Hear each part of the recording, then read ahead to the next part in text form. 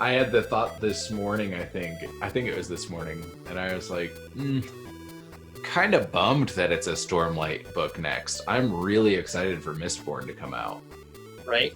Like, And I he miss actually that. says at the end of book 3, so at the end of Bands of Mourning, Yeah. he says, I will be working on Mistborn Era 2, Book 4 after Oathbringer.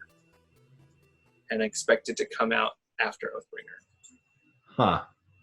And he changed gears and is coming out with Rhythm of War first. And the reason that bugs me is because Rhythm of War skips a year. So Yeah, so he could have. Oathbringer ended, and we're not coming back immediately. We're coming back a year after Shallan and Adolin are married. A year of war has gone by, and we're jumping back in. Yeah.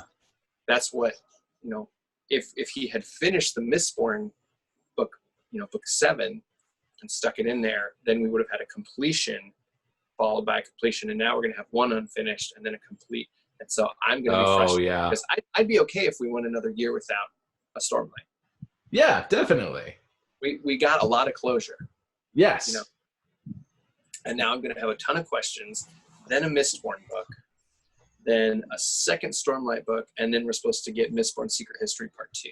Well, and I am a much bigger fan of the Mistborn books than I am the Stormlight archive. Really? Yeah, Stormlight is what I started with Sanderson on. Me too. Mistborn, like, it just feels like it captures my attention better. I'm way more excited about those books. I think Stormlight are books that I read because I really like Sanderson, not so much because the world has captured me as much as Mistborn. Man, that's so weird. Do you feel that way about Mistborn Era 1 and 2, or just... Yeah, I do actually, because I have never had an experience like I had at the start of Alloy of Law, where I had just finished the trilogy, and so you feel that accomplishment, and it feels like you experience this grand story, and then you start the next series expecting like, oh, this is going to be like the same world, same concepts, but like in the future. And in what you get is you get everything that you experience, that you feel familiar with, that you feel like you've experienced, is now ancient history. And our entire culture is based off of that time period. And so it made me feel like an insider. It made me feel like if you had studied Tolkien before you read The Lord of the Rings. You had read all of the other books in Middle Earth. You had experienced all of the lore. You had heard Tolkien talk about like all of the Silmarillion, all of that. And then you read The Lord of the Rings. It would feel like, I know this. I am so familiar with this entire world and all of the lore. I haven't had that sort of experience in a series before. And so it like caught me off guard and made me really surprised and happy. And I just think that there maybe some of like it fit my form of entertainment and escapism. It just felt so like it was a hard magic system. And I would argue that it's a harder magic system than Stormlight, even though they're pretty comparable. I think the reason I like Mistborn is because of the magic and the cruelty of the world. Brandon Sanderson said, like, I would never make a world more dark and more cruel than Scadrial. Mistborn is as dark as I'm willing to go. Yeah. I can never do what Terry Pratchett did. I'm nowhere near Stephen King. This is the depth of my darkness. Yeah. And that is all interesting to me as, as someone who likes Brandon Sanderson as an author. And that for the original Mistborn trilogy, I love Stormlight as a grand arc because I feel like he's the next Tolkien. He has this whole thing built. We have no idea what's going on. We have like little tidbits, but like imagine as you're reading the first Lord of the Rings, he mentions these gods and angels and elves of the past, and there are stories and songs, and you don't know anything that's going on, but the main story. And that's where we are, with the expectation that he is going to tell us, by the end of this book, he's supposed to do an Arcanum Unbounded Stormlight, basically, that is just his world building notes on Stormlight, released to the public. And I want that. Also, the characters in Stormlight, I connect with each of them in a different way.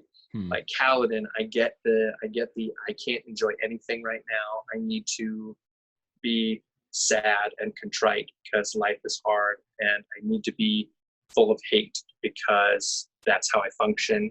And the Shallan, I have to put a bold face and distract myself because of the trauma. And then the Dalinar, I have to overcome who I was, and people will call me a hypocrite, but I have to change who I am, and I have to lead even though I fail. And so I connect with all those characters, and then, I connect with Teft, who says, I will protect even those I hate, even when the person I hate the most is myself. And I really connect with all those characters, and I don't connect with Vin, Elend, Kelsier, Breeze, Doxson. I connect a little bit with Ham in the original Stormlight, and then the original Mistborn, and then looking at Mistborn Era 2, again, I don't connect with any of them. But I love those characters for different reasons. So I choose Stormlight as my favorite overarching. But when it comes to